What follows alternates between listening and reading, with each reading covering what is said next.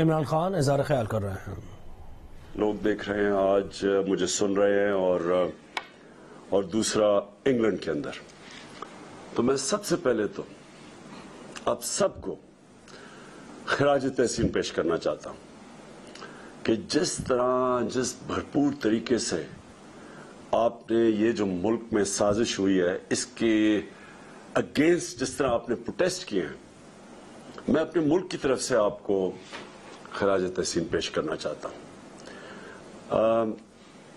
Briefly آپ کو سب کو پتہ ہوا کہ آپ تک تو پتہ چل ہی گیا ہوگا کہ ایک فیصلہ ہوا باہر کے ملک نے، امریکہ نے، وہاں فیصلہ ہوا کہ جی ان کو ایک عادت نہیں ہے پاکستان میں ایک حکومت جو کہ انڈیپینڈنٹ فیصلے کرے، جو اینٹی امریکن نہیں ہے. میں کبھی بھی اینٹی امریکن نہیں رہا، میں کبھی اینٹی یورپ انگلینڈ کبھی بھی کسی ملک کے خلاف تو صرف ایک بڑا کمزور اور تنگ نظر ذہنی ایک قوم کے خلاف ہو سکتا ہے. قوم میں اچھے برے ہوتے ہیں، قوم کی اچھی پالیسیز ہوتی ہیں، بری پالیسیز ہوتی ہیں. میری ڈونلڈ ٹرمپ سے اور اس کی ایڈمنسٹریشن سے بڑے اچھے تعلقات تھے، لیکن یہ ہوا کہ بدقسمتی سے ان کو عادت پڑی ہوئی ہے پاکستان کی، امریکنز کی میں بات کر رہا ہوں، کہ وہاں وہ جو بھی پاکستان سے بات منوانی ہو حکم ہوتا تھا اور یہاں سلوٹ مارا جاتا تھا اور ان کی ہر ان کی خواہش پوری کی جاتی تھی. اتنی بری چیز نہ ہو لیکن اگر ان کے حکم ماننے میں ہمارے پاکستانی قربان ہوتے ہیں، میرا ادھر ان کے ساتھ پرابلم ہے. میں وار آن ٹیرر کے اگینسٹ کیوں میں اس کے ایک آواز بولتا رہا، آپ کو پتہ ہے 15 سال میں اس کی مخالفت کرتا رہا اور افغانستان میں بھی یہ کہتا گیا کہ کبھی بھی ہم ملٹری سولوشن نہیں ہے. تو میں اس لیے کہہ رہا تھا کہ ہمارے ایک سربراہ نے ایک دھمکی کے اوپر پاکستان کو ان کی جنگ کے اندر شامل کر دیا اور اس سے ہمارے لوگوں کو جو نقصان ہوا. اور آپ یورپ میں اور انگلینڈ میں مجھے پورا پتا ہے کہ کیونکہ میرا آنا جانا اوورسیز پاکستانی کے ساتھ اور انٹریکشن بہت زیادہ رہا ہے. پہلے کرکٹ کی وجہ سے اوورسیز پاکستانی اس کو میں بہتر جانتا تھا کیونکہ جدھر میں میچ کھیلتا تھا ہمارے پاکستانی آتے تھے، ضرور اپنی ٹیم کو بیک کرتے تھے.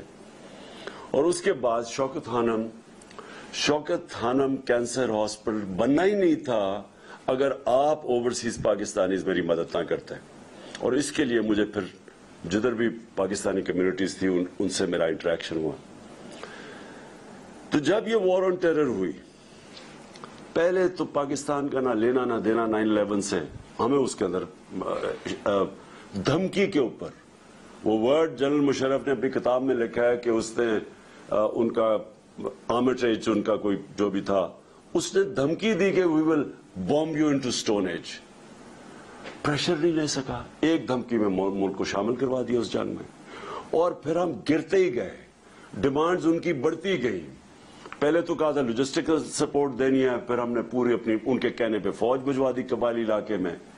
اور اس کے بعد جو پھر پاکستان میں ہوا، آپ یاد رکھیں قبائلی علاقے سے ساری افغان جہاد لڑی گئی تھی.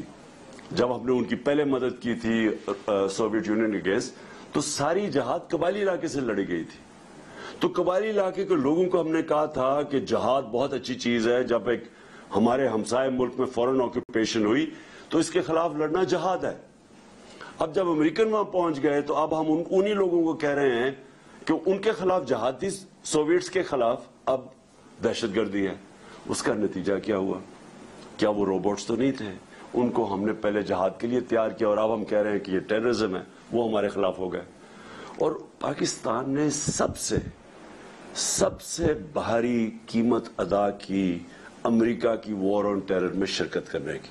باقی نیٹو الائز بھی تھے، کسی کوئی یعنی سارے نیٹو الائز اور امریکنز جتنے فوجی اس کے اندر مارے گئے وار آن ٹیرر میں افغانستان میں، ان ساروں کو سب کو اکٹھا بھی کر لو تو اسے 3 گنا زیادہ پاکستانی فوجی مارے گئے، ہمارے فوجی شہید ہوئے اور 80,000 پاکستانی جانیں گئیں، ملک تباہ ہو گیا. تو میرا سارا کنٹینشن یہ تھی کہ ہماری فورن پالیسی ہونی چاہیے پاکستانیوں کے لیے، ہماری بہتری کے لیے. ہمیں اپنے ملک کو قربان نہیں کرنا چاہیے کسی اور کی فورن پالیسی آبجیکٹیوز کے لیے. یہاں پرابلم شروع ہو گیا. تو پھر چائنا کے اوپر بھی ہم چاہتے, ہمارا نیبر ہے, ہمارے اچھے تعلقات ہیں, ہم چاہتے تھے کہ آگے رائزنگ پاور ہے, ہمارا انٹرسٹ ہے کہ ہمارے ان سے اچھے تعلقات ہوں. ادھر بھی پرابلم آیا. اور پھر روس میں جب انویٹیشن ملا تو ہم کیوں چاہ رہے تھے, ہمارا تو بڑی پہلے سے کوشش ہو رہی تھی کہ رشیا ہمارے ساتھ تعلقات اچھے ہو, کیونکہ کولڈ وار کے بعد ہمارے, اور جو ہم نے امریکہ کا ساتھ دیا سوویٹس کے اگینسٹ افغانستان میں, تو ہمارے تعلقات کبھی بھی ٹھیک نہیں تھے. تو یہ پہلی دفعہ ہم نے کوشش کی, کیونکہ ہمیں بڑا فائدہ ہے خاص طور پہ گیس کا آگے, اور ہماری پہلے سے حکومتیں یہ گیس پائپ لائن کی بات کر رہی تھیں, اور یہاں گیس ختم ہوتی جا رہی ہے. اور دوسرا پھر ہم نے گندم بھی امپورٹ کرنی تھی ان سے, اور وہاں ہم نے ان سے طے کیا کہ تیل 30% کم قیمت پہ ہمیں تیل مل رہا تھا. تو ہم نے ان سے نیگوشیٹ کرنا تھا اپنے لوگوں کی بہتری کے لیے. ہندوستان نے نیگوشیٹ کیا اور سستا تیل منگوا رہا ہے روس سے, جبکہ ہندوستان کی اسٹریٹجک الائنس ہے امریکہ کے ساتھ. تو اس کے اوپر وہ ناراض ہو گئے. اور پھر جب بیسز کی بات آئی کہ جی افغانستان اب جب ایویکویٹ کیا تو ہم آگے جو بیسز ہوں, ہم یہاں سے اگر کوئی ٹیررزم افغانستان میں تو کنڈکٹ کیا جائے, بالکل ان ایکسیپٹیبل ہے. ہم پہلے 80,000 لوگ مروا بیٹھے, کسی نے اپریشیٹ نہیں کیا, بلکہ افغانستان کو کئی ان کے پولیٹیشنز نے بلیم کیا کہ پاکستان کی وجہ سے ہم افغانستان میں کامیاب نہیں ہوئے. یعنی اتنا بڑا جھوٹ کہ ہماری وجہ سے کامیاب نہیں ہوئے. تو پہلے ہمیں بلیم بھی کیا, ہمارا اپریشیٹ بھی نہیں کیا, ہمارے ملک کی بھی تباہی ہو گئی, قبائلی علاقہ اجڑ گیا, اور اب کہہ رہے ہیں کہ پھر سے ہمیں بیسس. تو میں نے تو کبھی نہیں ماننا تھا. ادھر سے پرابلم شروع ہوئے, اور اس کے بعد وہاں سے یہ سازش تیار ہوئی. یہاں مل گئے ہمارے میر جعفر اور میر صادق, انہوں نے پوری طرح ان کے ساتھ یہ گیم پلان بن گیا. یہ مجھے اس کا انڈیکیشن ہو گئی تھی پچھلی جولائی کے اندر, جولائی اگست میں میں سمجھ گیا تھا کہ کچھ ہو رہا ہے. اور پھر یہ یہاں سے ان کے ساتھ مل کے, یہاں پھر ان کے ساتھ یہ جو ہمارے پولیٹیکل یہ جو 30 سال سے اس ملک کے اوپر بیٹھے ہوئے تھے چوری کرتے ہوئے, جن کے اوپر کرپشن کیسز تھے جو عدالتوں میں ڈریگ کیے گئے, اور یہ بھی منصوبے کے تحت ان کو کنوکٹ نہیں کیا گیا. یہاں بھی طاقتور فورسز بیٹھی ہوئی تھی جو کہ ان کو کنوکٹ نہیں ہونے دے رہے تھے, کیونکہ ان کے پاس, ان کو تو اوپن اینڈ شٹ کیسز ہے, اور 95% کیسز ہمارے سے پہلے کے بنائے ہوئے ہیں ان کے اوپر. تو ان کے یہ یہاں مل کے ہمیں پتا کیسے چلا, امریکن ایمبیسی میں ان کی فریکوینسی بڑھ گئی, ان سے ملنے اپوزیشن پولیٹیشن سے, ہمیں وہ ساری انڈیکیشن تھی. اور پھر جو ہمارے 4-5 جو تھے بیک بینچر جو خوش نہیں تھے ہماری پارٹی سے, ان کو امریکن ایمبیسی بلا کے میٹنگز کرنی شروع کر دی. اب دیکھیں, ایمبیسیز کا کام تو فورن پالیسی ہوتا ہے, ان کا کیا کام ہے کہ ہمارے ڈسیڈنٹس جو کہ خوش نہیں ہیں ان سے میٹنگ شروع کر دی. اور انہوں نے جب یہ پھر یہاں جب نو کانفیڈنس ہوا تو سب سے پہلے ان لوگوں نے جا کے لوگوں کو, ہمارے لوگوں کو خریدا اور توڑا, اور یہ گو بٹوین بنے جنہوں نے امریکن ایمبیسیز میں جا کے میٹنگز کی ان کے ساتھ. تو اس کے بعد کیا ہوا, 7 مارچ کو ہمارے ایمبیسڈر کو بلاتے ہیں, اس کو ایک ڈونلڈ لو, ایک انڈر سیکرٹری آف اسٹیٹ, وہ جا کے دھمکی دیتا ہے. اور میں یہ آپ صرف کہنا چاہتا ہوں کہ کتنی بڑی توہین ہے 22 کروڑ لوگوں کی, کہ امریکن آفیشل جا کے ہمارے ایمبیسڈر کو کہتا ہے کہ اگر تم نے عمران خان کو اس میں کامیاب ہونے دیا, یہ جو نو کانفیڈنس موشن ہے, اگر یہ کامیاب ہوگی اور اگر یہ کامیاب ہو گئی اور عمران خان ہٹ گیا تو پاکستان کو معافی دے دی جائے گی. کس چیز کی معافی ابھی نہیں پتا, کیا ہم نے جرم کیا ہے اس کا نہیں پتا, لیکن معافی دے دی جائے گی. لیکن اگر عمران خان بچ گیا تو پاکستان کے لیے کانسیکوینسز ہوں گے. ڈائریکٹ نام لے کے ہمارے ایمبیسڈر کو کہہ رہا ہے. اور یہ سوچ لیں کہ میں وہ فورن آفس میں ہے, میں ہوں پرائم منسٹر, تو یہ کس کو دھمکی دے رہا تھا وہ, اور اگلے دن جس کو بھی دھمکی دی اگلے دن نو کانفیڈنس موشن ٹیبل ہو جاتی ہے پارلیمنٹ میں.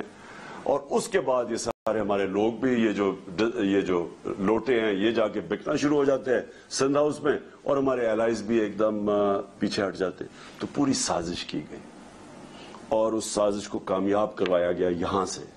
हमारे मीर जाफर और मीर सादिक मिले हुए थे इस साजिश में, और उसके बाद गवर्नमेंट जब गिरी और वो सबको पता है उसके बाद क्या हुआ, 12 बजे अदालतें खुली और वो जो सारा हाथ बांध के हमें बिल्कुल आइसोलेट करके तो ये गवर्नमेंट हटाई गई। लेकिन जो असल साजिश, इससे भी बड़ी साजिश है, वो ये है कि चले अगर हटाई देना था गवर्नमेंट को तो चले कोई ऐसे लोग ले आते जिनमें शायद कोई अहलियत हमारे से ज्यादा अहलियत होती, कोई उनके पास कोई गेम प्लान होता। पाकिस्तान का करप्ट तरीन माफिया को हमारे मुल्क के ऊपर मुसल्लत कर दिया। शहबाज शरीफ के ऊपर और इनकी फैमिली पे 40 अरब रुपए के अंडर ट्रायल केसेस हैं, इंक्वायरी स्टेज पे केसेस हैं, और नवाज शरीफ और उसकी बेटी कन्विक्ट हो चुके हैं। इस खानदान को ऊपर लाके मुल्क पे बैठाना, बाप जो है शहबाज शरीफ वो भी जमानत पे, बेटा जो उसका है हमजा शरीफ जो हर छोटे छोटे पैसे पकड़ता था, जो इनके ऊपर ओपन एंड शट केस है। 16 अरब का जो FIA का केस है वो इतना सीधा केस है कि नौकरों के नाम पे पैसे लिए इन्होंने और उसके बाद फैमिली मेंबर्स भी डिस्ट्रीब्यूट हो गए। नैब के अंदर केस, TT का केस क्या है कि यहां से पैसे पकड़ते थे, उसके बाद हुंडी वाले से मुल्क से बाहर भिजवाते थे और फिर फेक नाम के ऊपर रेमिटेंसेस दिखा के पाकिस्तान में पैसा लेके आते थे। तो ये केसेस जिनके पड़े हों और आप यूरोप में और इंग्लैंड में जो देख रहे हैं, मुझे आप बताएं कि किसी भी इलेक्शन में इजाजत दी जाएगी इस तरह के लोगों को इलेक्शन लड़ने की? तो हमारे मुल्क में, अपने मुल्क में उनके क्या मोरालिटी है और एक्सपेक्टेशंस हैं पब्लिक रिप्रेजेंटेटिव से? हमारे मुल्क में प्राइम मिनिस्टर मुसल्लत कर दिया एक करप्ट तरीन आदमी और उसके साथ सारा एक करप्ट तरीन टोला जो इंटीरियर मिनिस्टर है। इमेजिन करो जिसके नीचे इंटीरियर मिनिस्ट्री है, उनका अपना वजीर नून लीग का कहता है उसने 18 कत्ल किए हुए हैं। इन लोगों को हमारे ऊपर बैठाया, मैं समझता हूं कि ये उससे भी बड़ी साजिश है। आपने अगर मुल्क को तबाह करना है तो चोरों को मुल्क के ऊपर बैठा दें।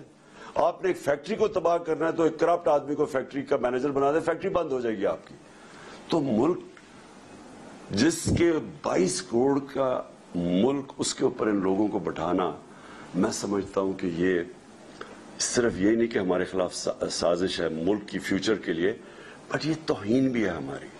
और इसलिए मुझे बड़ी खुशी हुई कि जिस तरह आप सब ने निकल के प्रोटेस्ट किया और बताया ये अनएक्सेप्टेबल है, मैं इसलिए आपको खास तौर पे आज खराज तहसीन पेश करता हूं। मैं ओवरसीज पाकिस्तानी को इसलिए वैल्यू करता हूं क्योंकि मैं इतनी देर ओवरसीज पाकिस्तानी रहा हूं।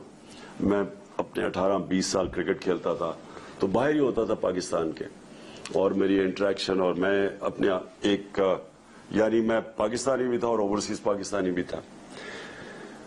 देखिए जो ओवरसीज पाकिस्तानी है ना, उनके अंदर दो बड़ी इंपॉर्टेंट क्वालिटीज हैं। एक स्पेशली यूरोप और इंग्लैंड के अंदर आपने डेमोक्रेटिक सिस्टम्स को फंक्शन होते देखा, आपने इदारों को चलते देखा। आप सबसे ज्यादा समझते हैं कि जो पाकिस्तान में हुआ है इससे ज्यादा जुल्म किसी कौम से नहीं हो सकता कि पहले साजिश करके एक इलेक्टेड गवर्नमेंट गिराओ, और अच्छा वो गवर्नमेंट गिराओ जिसने पाकिस्तान जब संभाला था तो बैंकरप्ट था, सबसे बड़ा बैरूनी खसारा था पाकिस्तान का, जिसको करंट अकाउंट डेफिसिट कहते हैं। कभी पाकिस्तान की तारीख में इतना बड़ा बैरूनी खसारा नहीं मिला था। और उस मुल्क को जो बैंकरप्ट मुल्क था, जिधर हमारे पास डॉलर्स ही नहीं थे, और यानी मेरे लिए इतना वो शर्मिंदगी का वक्त था कि मुझे जाके बाहर के मुल्कों से पैसे मांगने पड़े क्योंकि हम बिल्कुल बैंकरप्ट थे, हाथ फैलाने पड़े और शर्म आती थी कि लोगों से हम पैसे मांग रहे हैं क्योंकि हमारे पास तो रिजर्व ही खत्म हो गया था। हमारे पास तो दो हफ्ते की इंपोर्ट्स के लिए पैसा ही नहीं था, हम डिफॉल्ट करते जा रहे थे।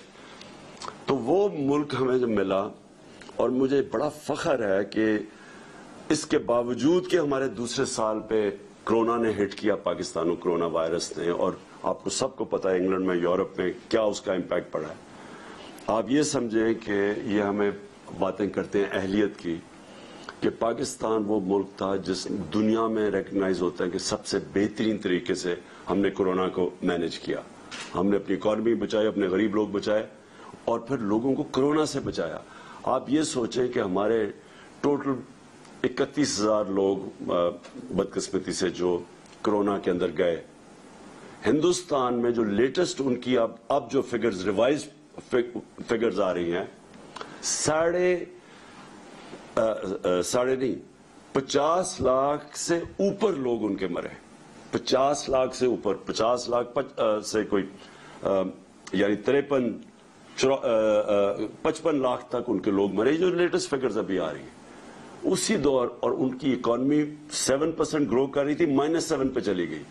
ہماری اکانومی تھی 0.2% پہ، اور ہم نے جس طرح کرونا ہینڈل کیا، ہماری تیسرے سال میں 5.6% گروتھ ریٹ تھی جو IMF نے لے کے آئے.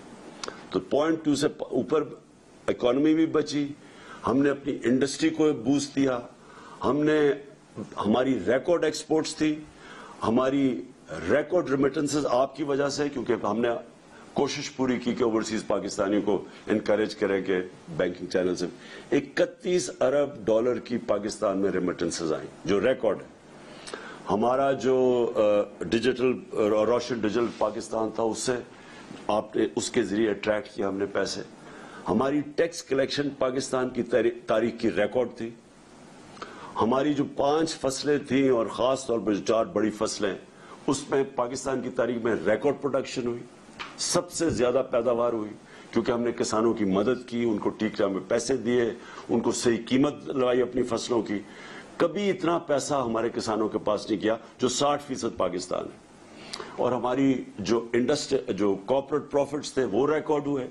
یعنی ملک کو تب انہوں نے ہماری گورنمنٹ گرائی جب اصل میں ملک سارا IMF کہہ رہا ہے سسٹینیبل گروتھ کے اوپر چلا گیا تھا.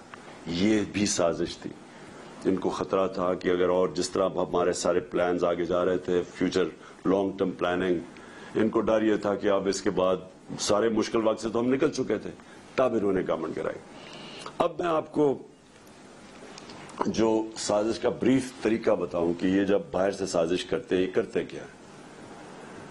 جو پرائم منسٹر مصدق تھے 1950 کی دہائی میں، 54 میں جب تھے وہ ایران میں، تو اب تو CIA کے پیپرز ڈی کلاسیفائی ہو گئے نا، تو آپ وہ پورا پڑھ لیں کہ اس کو کیسے گرایا گیا تھا MI5 نے اور MI6 نے اور CIA نے. طریقہ کیا تھا اور اس کا کیا مسئلہ تھا کہ وہ چاہتا تھا کہ ایران کے تیل سے ایرانیوں کو فائدہ ہو. وہ ان کی جو برطانیہ کے امریکنوں کی کمپنیاں تھیں وہ زیادہ پیسے وہ لے کے جا رہی تھی، وہ چاہتا تھا ایران کو فائدہ ہو. اس کی وجہ سے انہوں نے اس کی گورنمنٹ گرائی. اور کیسے گرائی؟ سب سے پہلے میڈیا پہ پیسہ خرچ کیا، اس کو برا بھلا اس کے خلاف کیمپین کی گئی. میں آج پوچھتا ہوں میڈیا سے، اپنے میڈیا سے، ذرا آپ بھی پوچھا کریں کہ کدھر گئی مہنگائی. اب تو مہنگائی ہمارے دور سے اب تو ریکارڈ مہنگائی پہنچ گئی ہے. بجلی کی قیمتیں بڑھا دی ہیں انہوں نے، گھی ریکارڈ قیمت پہ، ہر چیز کی قیمت بڑھ گئی ہے. آپ کیوں نہیں مائک پکڑ کے لوگوں کے پاس جا رہے جی کہ بتائیں جی کیا حالات ہیں اپنے؟ آپ کیوں نہیں پوچھتے؟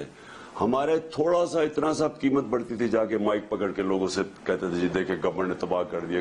کدھر ہے نیا پاکستان؟ پیسہ چلا تھا اس کے اوپر. یہ پیسہ چلایا تھا ہماری گورنمنٹ کو ڈیگریڈ کرنے کے لیے، اور بالکل یہ مصدق سے انہوں نے کیا. پھر انہوں نے پیسہ چلایا اس کی اپنی پولیٹیکل پارٹی کے پولیٹیشنز پہ، جو ہمارے پہ پیسہ پہ، یہ سندھ ہاؤس میں جو نیلام گھر بنا ہوا تھا، پیسہ چلا تھا ان کے اوپر. پھر انہوں نے ڈیمونسٹریشنز کروائی جو اپوزیشن پارٹیز تھی. یہ سارا جب مصدق کو گرایا تھا، آخر میں جب مداخلت ہونے سے پہلے یہ سب کچھ کیا تھا. انہوں نے بھی لانگ مارچ، کبھی فضل الرحمان آ رہا ہے لانگ مارچ، کبھی وہ بلاول آ رہا ہے سندھ سے لے کر لوگوں کو، وہ ساری فیل ہو گئی کیونکہ لوگ ان کے ساتھ ہی نہیں تھے. آخر میں انہوں نے ہمارے پاس یہ جو کیا. اور میں جو آپ سے اوورسیز پاکستانیز آپ سے جو میں نے امید لگائی ہے وہ یہ کہ آپ نے اپنے پولیٹیشنز کو، کیونکہ اگر کسی کو بھی وہاں انہوں نے پتہ نہیں چلنے چاہیے پاکستان کی جو نیوز ہے، باہر نکلنے نہیں دی کہ یہ ہوا کیا پاکستان سے. وہاں باہر بتایا جی عمران خان بڑا ان پاپولر ہو گیا تھا، دیکھیں جی اس کو گرا دیا. انہوں نے کوئی یہ نہیں بتا رہا کہ ہمارے پاس وہ جو میں نے اس کو ڈی کلاسیفائی کر کے وہ جو ڈاکیومنٹ ہے جو سائبر ہے، جو مراسلہ ہے، جو ہمارے ایمبیسڈر نے بھیجا، جو 2 دفعہ نیشنل سیکورٹی کاؤنسل کے سامنے پریزنٹ ہوا، جس کے اندر واضح یہ ساری چیزیں ایمبیسڈر نے خود کنفرم کیا کہ کس طرح کی دھمکی دی گئی تھی. اور پتا تھا ان کو کہ نو کانفیڈنس موشن آ رہی ہے.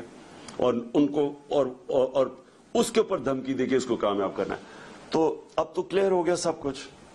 اب تو ان کو بھی ماننا پڑا کہ جناب وہ سارا کچھ اوتھینٹک ہے. لیکن باہر نہیں پتا, آپ کے یورپ میں نہیں پتا, انگلینڈ میں نہیں پتا, انہوں نے سپریس کیا ہوا ہے. وہ بھی ان کی بھی میڈیا ان کی اسٹیٹ پالیسیز کے ساتھ رہتے ہیں اور انہوں نے کہا ہوگا کہ یہ بھی ہمارے نیشنل انٹرسٹ میں. لیکن آپ کو کم از کم یہ پوچھنا چاہیے اپنے پولیٹیشین سے, لوگوں کو لکھنا چاہیے, لیٹر لکھنا چاہیے کہ یہ جو ہوا ہے یہ کیا یہ آپ الاؤ کریں گے اپنے ملک میں, کیا ہندوستان میں آپ کریں گے؟ یہ ایک 22 کروڑ لوگوں کے ملک میں یہ جو انہوں نے کیا ہے, کم از کم آپ کو letter to the editors campaign, اب تو سوشل میڈیا کیمپین آپ کر سکتے ہیں.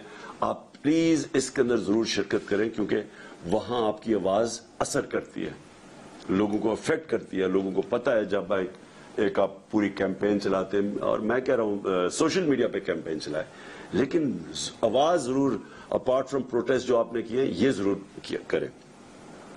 دوسری چیز ہم نے تو یہ ایکسیپٹ کبھی نہیں کرنا.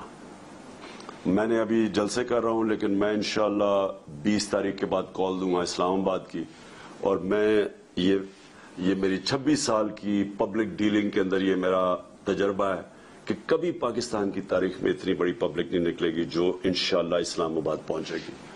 اور میں نے کبھی پبلک میں اتنا شعور اور بیداری نہیں دیکھی جو آج پاکستانی قوم میں ہے. میں نے کبھی پاکستانی قوم کو اتنا متحد نہیں دیکھا. صرف میں نے ایک دفعہ 1965 وار میں دیکھا تھا, میں 13-14 سال کا تھا, مجھے ابھی بھی یاد ہے کہ کس طرح ساری قوم اکٹھی ہو گئی تھی. اس کے بعد یہ پہلی دفعہ میں نے دیکھا کہ ساری قوم اکٹھی ہو گئی ہے ایک چیز کے اوپر کہ غلامی نامنظور, امپورٹڈ حکومت نامنظور. یہ ساری پاکستانی قوم میں نعرہ چل پڑا ہے. انہوں نے اتنی بے شرمی کی کہ وہاں ان کو آوازیں لگ گئیں جا کے مدینہ کے اندر, اور ہمارے اوپر کیسز کر دیے, بلاسفمی کیسز کر دیے. سوچے کہ کچھ شرم نہیں آتی کہ اس کے اوپر ہمارا یہاں شب دعا ہو رہی تھی, ہمیں پتہ ہی نہیں ہے کہ یہ پہنچے ہوئے مدینہ, اور اس وقت انہوں نے ہمارے اوپر کیسز کیا اور شیخ رشید کے بھتیجے کو انہوں نے پکڑ کے جیل میں ڈال دیے. یہ ہے وہ حکومت جو لے کے آئے ہیں, کرمنلز کی حکومت ہے. انہوں نے ساری زندگی یہ کیے, جھوٹے کیسز, مخالفین کے خلاف ڈرانا دھمکانا, اور جو نہ ڈرے اس کو خرید لاؤ, یا خریدو اور یا پھر.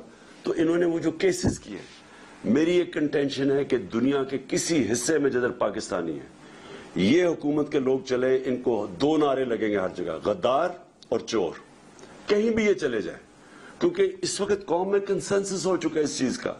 اور اس لیے میں نے صرف میں لوگوں کو ایک پرامن احتجاج ہوگا ہمارا اسلام آباد میں. ہم کبھی نہیں چاہتے کہ کسی قسم کا انتشار ہو, بلکہ ہم فیملیز کو بھی بلا رہے ہیں. ہم چاہ رہے ہیں سب اس پہ شرکت کریں اس احتجاج میں, اور صرف لوگوں کے سامنے, قوم کے سامنے, انٹرنیشنل میڈیا کے سامنے, اور یہ جو غدار ہیں ان کے سامنے اور اداروں کے سامنے, پبلک آگے, پبلک کا ان کو پتا چلے کہ یہ قوم کھڑی کدھر ہے, تاکہ ان کو پبلک کا زور پتا چلے کہ اس وقت قوم کدھر کھڑی ہے. جو میرا پاکستان کی ساری زندگی کا تجربہ وہ یہ کہ ہماری جو اشرفیہ ہے, ہماری جو رولنگ ایلیٹ ہے, وہ بدقسمتی سے کرپٹ بھی ہے, سافٹ بھی ہے, غلام بھی ہے. وہ سمجھتے ہیں کہ جناب امریکہ کے بغیر ہم گزارا نہیں کر سکتے. ہم نے تو کبھی نہیں کہا کہ امریکہ کے خلاف ہو, ہم نے تو کبھی اینٹی امریکن بات نہیں کی, لیکن ہم نے یہ کہا ہے کہ غلامی نامنظور.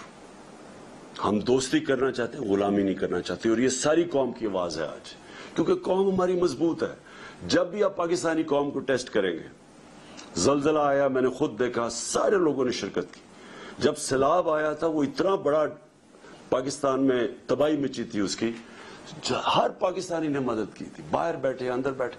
یعنی ہمیں جب آزمایا جاتا ہے قوم کو, قوم کھڑی ہو جاتی ہے.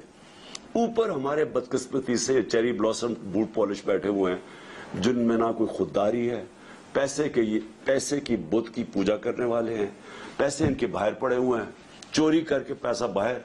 آج ان کے جو بھی لندن جانتا ہے سب سے مہنگے علاقے میں شریف خاندان کے گھر ہیں, ایک ایویڈنس نہیں دے سکتے کہ پیسہ کدھر سے آیا. اس لیے بیٹے باہر بھاگ گئے, کیونکہ بیٹوں سے جب پوچھنا تھا کہ بتائیں یہ آپ, ایک بیٹا 9 ارب کے گھر میں رہتا ہے, اور دوسرا اربوں روپے کی جو پراپرٹیز ان کی اور جو مے فیئر کی ہے، بتا ہی نہیں سکتے کہ کدھر سے پیسہ ہے، کیونکہ چوری کا پیسہ ہے. آج تک پوچھتے رہے ان سے کہ وہ پیناما پیپرز کے انکشاف کے بعد کہ بتائیں مریم کے نام پہ 4 بڑے بڑے محلات ہیں آپ کے مے فیئر میں، پیسہ کدھر سے آیا؟ ایک پیپر نہیں یہ بتا سکے پیسہ کدھر سے آیا. نہ یہ بتا سکتے ہیں کیونکہ چوری کا پیسہ ہے. اس لیے یہ جو لوگ باہر بیٹھے ہوئے ہیں یہ کبھی بھی اس ملک کے لیے سٹینڈ نہیں لے سکتے. ان کو پتا ہے کہ کبھی بھی منی لانڈرنگ پہ ان کو پکڑ سکتے ہیں. جس طرح روس کے جو اولیگارکس ہیں، جو بڑے بزنس مین ہیں، ان کو آپ مغرب کے اندر ان کی پراپرٹیز ضبط کر رہے ہیں، ان کو پکڑ رہے ہیں، اسی طرح جب بھی وہ چاہیں ان چوروں کو پکڑ سکتے ہیں. اس لیے کنٹرولبل ہے، یہ کبھی ملک کے لیے سٹینڈ نہیں لیں گے.